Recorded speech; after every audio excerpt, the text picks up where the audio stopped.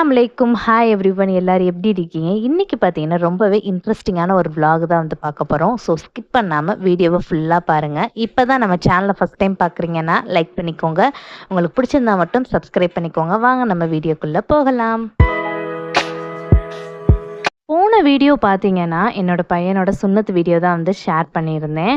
அந்த வீடியோ பார்த்துட்டு வந்து ஒரு சிஸ்டர் வந்து எனக்கு கமெண்ட் பண்ணியிருந்தாங்க. இந்த மாதிரி ப்ரீஃபாக வந்து சுன்னத்துனா என்ன, எனக்கு கொஞ்சம் ப்ரீஃபாக வந்து சொல்லுங்கக்கான்னு சொல்லி நிறைய தடவை வந்து கமெண்ட் பண்ணிக்கிட்டே இருந்தாங்க. ஸோ அவங்களுக்காண்டி நம்ம சீக்கிரமாக அப்லோட் பண்ணணும்னு சொல்லிட்டு தான் வந்து வேகமாகவே வந்து அப்லோட் பண்ணியிருக்கேன். அவங்க வந்து ஒரு 2-3 டேஸாகவே என்கிட்ட வந்து கேட்டுக்கிட்டு இருக்காங்க. பட் எனக்கு பார்த்தீங்கன்னா பர்சனலாக ஒர்க் இருந்தனால என்னால் ஷேர் பண்ண முடியலை.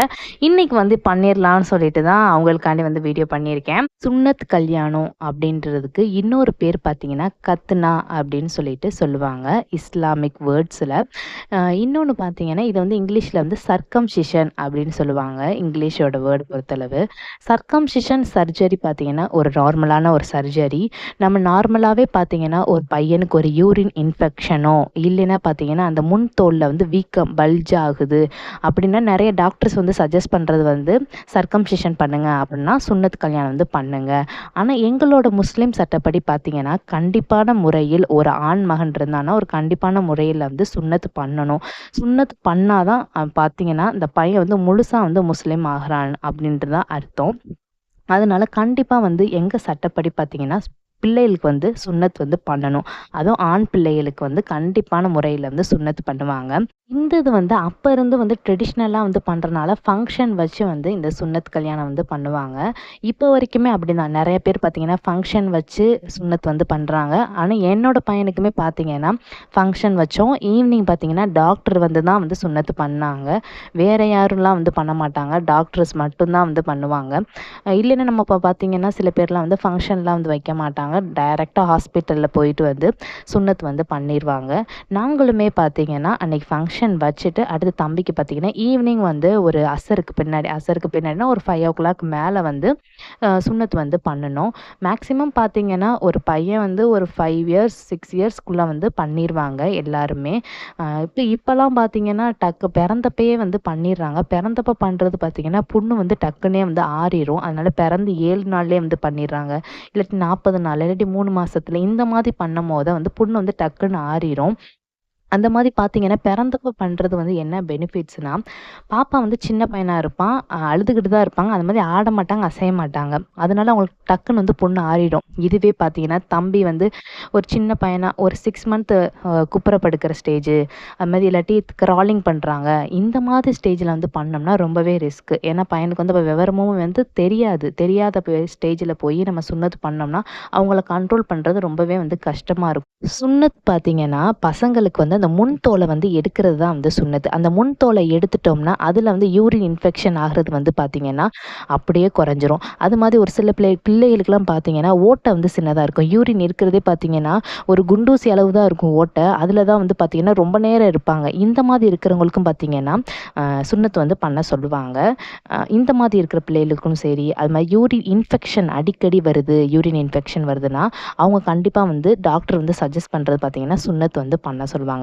இந்த முன் தோலை நீக்கிட்டோன்னா நிறைய வந்து பெனிஃபிட்ஸ் வந்து இருக்குது. சயின்டிஃபிக் ரீசன்னா ஹெச்ஐவி வந்து வராமல் தடுக்குது. அது மாதிரி பார்த்தீங்கன்னா நம்ம நார்மலாகவே பசங்களுக்கு என்ன சொல்லுவாங்கன்னா அந்த முன் தோலை வந்து எடுத்துட்டு அந்த இடத்த நல்லா க்ளீன் பண்ணி விடுங்க, பிள்ளைகளுக்கெல்லாம் வந்து க்ளீன் பண்ணிங்க, அப்போ தான் வந்து இன்ஃபெக்ஷன் ஆகாது, காய்ச்சல் சளியெல்லாம் வராது அப்படின்னு சொல்லிட்டு நமக்கு போகும்போது நம்ம டாக்டர் போகும்போது சஜஸ்ட் பண்ணுவாங்க. நார்மலாகவே பிள்ளைகளுக்கு இந்த மாதிரி க்ளீன் பண்ணுங்க அப்படின்ட்டு. அந்த இதை வந்து நம்ம வந்து அந்த தோலை எடுத்து விட்டுட்டோம்னா நார்மலாகவே அவங்களுக்கு நம்ம சொல்லி கொடுக்கணும்னு தேவையே இல்லை. அந்த இடத்துல வந்து நம்மளுக்கு வந்து கிருமியும் சேராது, பிள்ளைகளுக்கு பார்த்தீங்கன்னா இன்ஃபெக்ஷன் ஆகாமல் வந்து தடுக்கும். இதுதான் வந்து சுன்னத்துன்னு சொல்லுவாங்க. வேறு பெரிய விஷயமே வந்து கிடையாது. அந்த சுன்னத்து பண்ணும் போதும் பார்த்தீங்கன்னா அந்த இடத்துல வந்து ஊசி போடுவாங்க, அனஸ்தீசியா வந்து கொடுப்பாங்க. நம்மளுக்கு அந்த பிள்ளைகளுக்கு பார்த்தீங்கன்னா அந்த பண்ணுறது வந்து வலிக்காது. அந்த முன்னாடி வந்து பார்த்தீங்கன்னா டானிக் வந்து கொடுத்துட்டு வலிக்கு வேதனைக்கு எல்லாத்துக்கும் ஒரு 2 டானிக் கொடுத்தாங்க தம்பிக்குமே. அதுக்கப்புறம் பார்த்தீங்கன்னா அந்த இடத்துல வந்து ஊசி போட்டாங்க. ஊசி போட்டோன்னு பார்த்தீங்கன்னா அந்த இடம் வந்து மதமதப்பாயிரும். ஸோ வந்து தம்பியுமே பார்த்தீங்கன்னா நினைவில் இருக்கும், கத்துனா அழுதாங்க எல்லாமே பண்ணாங்க. ஆனா அந்த இடம் வந்து வலிக்காது கத்தும்போது. பண்ணி முடிச்சோன்னே பார்த்தீங்கன்னா, ஒரு 3 to 4 ஹார்ஸ் கிட்ட வந்து நல்லாவே வந்து தூங்கிருவாங்க. அதுக்கப்புறம் பார்த்தீங்கன்னா, அவங்களுக்கு வந்து பெயின் வந்து ஸ்டார்ட் ஆக ஆரம்பிச்சுரும். நம்ம பெயின் வந்து தம்பிக்கு வந்து ஓவரா வருது அப்படின்னா, அதுக்குமே பார்த்தீங்கன்னா, சிரப்லாம் வந்து குடுத்துருந்தாங்க தம்பிக்குமே. அந்த சிரப்பு பார்த்தீங்கன்னா, பேராசிட்டமலே பார்த்தீங்கன்னா, கொஞ்சம் ஹை பவரா குடுத்துருந்தாங்க. வலிக்கும்போது பார்த்தீங்கன்னா, ஒரு 2 டானிக் வந்து எழுதி குடுத்துருந்தாங்க. அத தான் வந்து தம்பிக்குமே வந்து குடுத்துக்கிட்டு வந்திருந்தேன். ஃபர்ஸ்ட்டு பார்த்தீங்கன்னா, ஒரு 3 to 4 டேஸ் வரைக்கும் ரொம்பவே வந்து சிரமமா இருக்கும். ஒரு சில பேருக்குலாம் பார்த்தீங்கன்னா, டக்குனு வந்து ஆறிரும். ஒரு சில பேருக்கு வந்து புண்ணு ஆறுறதே வந்து கஷ்டமா இருக்கும். தம்பிக்குமே பார்த்தீங்கன்னா, 10 நாளைக்கு மேலேயே ஆயிருச்சு. ரொம்பவே வந்து அந்த இடமே கொத கொதன்னு இருந்துச்சு. ஆனா வந்து இப்ப நல்லாவே வந்து க்யூர் ஆயிட்டான். ஆனா 10 டேஸ் ஆச்சு தம்பிக்குமே வந்து க்யூர் ஆக. ஒரு சில பேருக்குலாம் ஒரு 4 டேஸ்லயே வந்து சூப்பரா வந்து க்யூர் ஆயிரும். ஒரு ஒரு பசங்கள பொறுத்து இருக்கு. அவங்களோட உடம்பு கண்டிஷன வந்து பொறுத்து இருக்கு. என்னோட பையன்லாம் பார்த்தீங்கன்னா, 2 டேஸா வந்து எதுவுமே வந்து சாப்பிடல. வெறும் டானிக் மட்டும் தான் வந்து குடிச்சுக்கிட்டே இருந்தான். என்ன குடுத்தாலும் சாப்பிட மாட்டேன்ட்டான். அவனுக்கு புடிச்சது குடுத்தா கூட அவன் வந்து சாப்பிட மாட்டேன்ட்டான். ரொம்ப வீம்பு பண்ண ஆரம்பிச்சுட்டான். வெறும் டானிக்க மட்டும் குடிச்சிட்டு படுத்தான். அந்த டானிக்கோட எஃபெக்ட் பார்த்தீங்கன்னா, தம்பியோட உதடுலலாம் வந்து புண்ணாக ஆரம்பிச்சிருச்சு. அந்த அளவுக்கு வந்து தம்பிக்கு வந்து ஆயிருச்சு. ஏன்னா அவனுக்கு வந்து இப்ப நம்ம ஒரு சிரப் வந்து குடுக்குறோம்னா, அந்த பவருக்கு வந்து அதிகமான பவரா இருக்கும்போது, அதுக்கு ஈக்குவலா ஏதாச்சும் வந்து நம்ம சாப்பிடணும். ஆனா தம்பி பார்த்தீங்கன்னா, எதுவுமே சாப்பிடல. ஜூஸ் கூட குடிக்க மாட்டேன்ட்டான். இந்த டயத்துல பார்த்தீங்கன்னா, சூப்பு இதெல்லாம் வந்து குடுக்கணும். ஆனா தம்பி வந்து எதுவுமே வந்து சாப்பிடல. அதான் வந்து பிரச்சனையா இருந்துச்சு. ஒரு 3 டேஸ் கழிச்சு தான் கொஞ்சம் கொஞ்சமா வந்து சாப்பிட ஆரம்பிச்சான். இப்ப நல்லாவே வந்து க்யூர் ஆயிருச்சு தம்பிக்கு. ஸோ அந்த ஃபர்ஸ்ட் டே பார்த்தீங்கன்னா, நம்ம நைட் வந்து கொஞ்சம் முழிச்சு நல்லாவே வந்து பார்க்கணும். ஏன்னா, அந்த கால் வந்து அந்த பற்றக்கூடாது அந்த இடத்துல. அதனால அந்த நம்ம கால் படாம வந்து பார்த்துக்கிறணும். நானும் என்னோட ஹஸ்பண்டுமே பார்த்தீங்கன்னா, ஆளுக்கு ஒரு கால வந்து புடிச்சுக்கிட்டே தான் படுத்திருந்தோம். ஏன்னா தம்பி வந்து அந்த திருப்பி அந்த கால்ல பட்டுருச்சுன்னா, திருப்பி அந்த இடத்துல வந்து ரத்தம் வர ஆரம்பிச்சுரும். அதனால ஃபர்ஸ்ட் டே மட்டும் ரொம்ப வந்து கவனமா பார்க்கணும். அடுத்து நெக்ஸ்ட் டே பார்த்தீங்கன்னா, தம்பிக்கு விவரம் தெரியும்ல, அதனால அவனுக்கே வந்து சரி பட்டா வந்து வலிக்கும் அப்படின்னு சொல்லிட்டு கம்முன்னு படுத்துட்டான் தம்பி. ஆனா ஃபர்ஸ்ட் டே வந்து அவனுக்கே என்ன பண்ணணும்னு தெரியல அந்த வலியில. அதனால வந்து அங்கிட்டு இங்கிட்டு இது பண்ணிக்கிட்டே இருந்தான். அது மாரி ஒரே இடத்துல கால் வைக்கவும் பார்த்தீங்கன்னா, தம்பிக்கு அப்படியே ஒரு மாதிரி இருந்துச்சு. ரொம்பவே வந்து கஷ்டமான விஷயம் தான் சுன்னத் பண்றது. ஒரு ஃபர்ஸ்ட் 2 to 3 டேஸ். அதுக்கப்புறம் வந்து நல்லாயிரும். அது மாதிரி அந்த இடத்துல வந்து கட்டு போட்டிருப்பாங்கல்ல, அதுல வந்து அதிகமா வந்து தேங்காய் எண்ணெய் வந்து ஊத்த சொல்லுவாங்க. அந்த தேங்காய் எண்ணெய் ஊத்தும்போது பார்த்தீங்கன்னா, அந்த கட்டு வந்து தானா வந்து அவுந்துட்டு வந்துரும். அதுக்கப்புறம் பார்த்தீங்கன்னா, நம்ம குளிக்க வச்சுட்டு ஆயின்மெண்ட் மாதிரி வந்து குடுத்துருந்தாங்க. புண்ணுக்கு போடுற ஆயின்மெண்ட். அந்த இத வந்து போட்டுக்கிட்டே வந்தோம். அதுக்கப்புறம் அந்த பக்கு மாதிரி ஆயி, அந்த பக்கு வந்து தானாவே வந்து ரிமூவ் ஆயி விழுந்துருச்சு. இப்ப பார்த்தீங்கன்னா, தம்பி வந்து சூப்பரா இருக்கான். சுன்னத்து அப்படின்னா முஸ்லிம்ஸ்ல மட்டும் பண்றது கிடையாது. பிள்ளைகளுக்கு வந்து இன்ஃபெக்ஷன் வந்துருச்சு, கண்டிப்பா பண்ண சொல்றாங்கன்னா பண்ணிருங்க. அது ஹிந்துவா இருந்தாலும் சரி, முஸ்லீமா இருந்தாலும் சரி, கிறிஸ்டியனா இருந்தாலும் சரி, பிள்ளைகள பொறுத்தளவு அவங்க நலனுக்கு அப்படின்னு சொல்லிட்டா நம்ம பண்ணி தான் வந்து ஆகணும். ஆனா எங்களோட முஸ்லீம் சட்டப்படி கண்டிப்பா எல்லா பசங்களும் வந்து சுன்னத்து பண்ணியே ஆகணும்.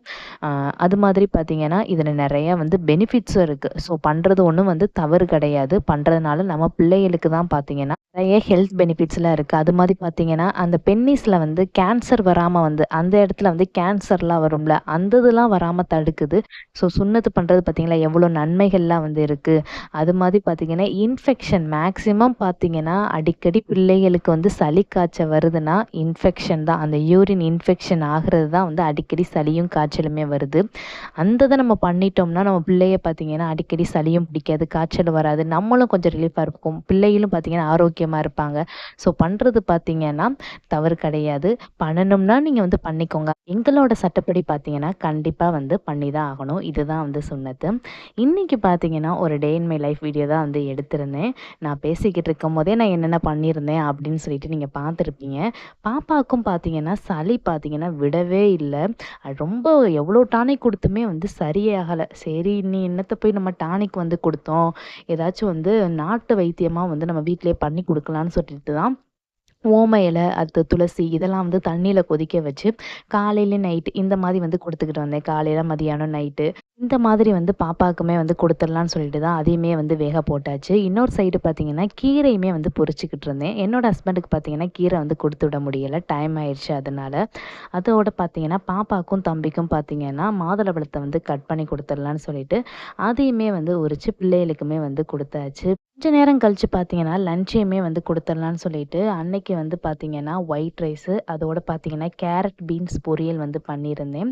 முட்டைக்கோசு வந்து பாசிப்பருப்பு வச்சு வந்து கூட்டு மாரி வச்சிருந்தேன். அதோட பார்த்தீங்கன்னா, முருங்கைக்கீரை, குழம்பு பார்த்தீங்கன்னா, வெள்ளை கொண்டைக்கடலை இருக்கு பார்த்தீங்களா, அதில தான் வந்து குழம்பு வச்சிருந்தேன்.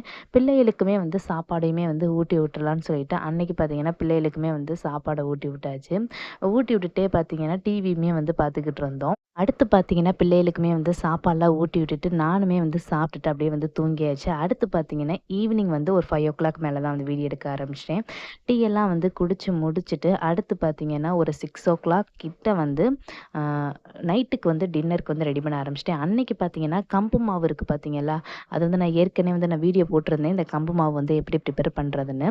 அந்த வீடியோ வந்து நான் கீழ டிஸ்கிரிப்ஷன்ல லிங்க் தரேன். உங்களுக்கு வேணும்னா செக் பண்ணி பாருங்க. அந்த மாவுல பார்த்தீங்கன்னா, தோசை மாவு வந்து கரைச்சு வச்சிருந்தேன். அதுக்கு வந்து பார்த்தீங்கன்னா, கார சட்னி பண்ணிடலான்னு சொல்லிட்டு, அதுக்கு தான் வந்து ரெடி பண்ண ஸ்டார்ட் பண்ணிட்டேன். இந்த கார சட்னிக்கு பார்த்தீங்கன்னா, சின்ன வெங்காயம் போட்டா டேஸ்ட் இன்னுமே சூப்பரா இருக்கும். எங்க வீட்ல அன்னைக்கு பார்த்தீங்கன்னா, சின்ன வெங்காயம் இல்ல. அதோட பெரிய வெங்காயம் பார்த்தீங்கன்னா, ஒரு 3 வெங்காயம் வந்து எடுத்திருக்கேன் மீடியம் சைஸ்ல.